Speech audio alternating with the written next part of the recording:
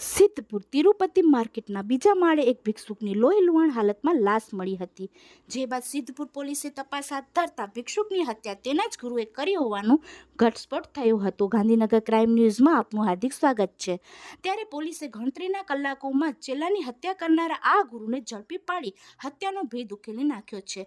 મૃતક યુવક પિન્ટુ પટેલ સુરત બાજુનો હતો અને આ ગુરુનો ચેલ્લો બન્યો હતો, જ્યાં સાથે નાસ્તો કરતા ગુરુ અને ચેલા વચ્ચે ઝઘડો થયો હતો અને ગુરુએ ચેલાને લાકડીના ધોકા વડે માર માર્યો હતો, જ્યાં મૃતક ચેલાનું દિવાલની ધાર સાથે અથડાતા મોત થઈ ગયું હતું.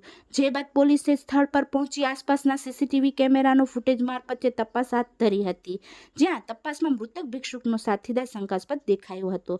ત્યારે આખરે પોલીસે આરોપી વિરુદ્ધ હત્યાનો ગુનો નોંધી તેની ધરપકડ કરી ગણતરીના કલાકોમાં જ હત્યાના ગુનાનો ભેદ ઉકેલી નાખ્યો છે. આરોપીની પૂછપરછ કરતા દીપક અમૃતભાઈ પરમાર ઉર્ફે દીપકગીરી શંકરગીરી દશનામી રહે મહેથાણવાળો હોવાની ઓળખ થઈ હતી.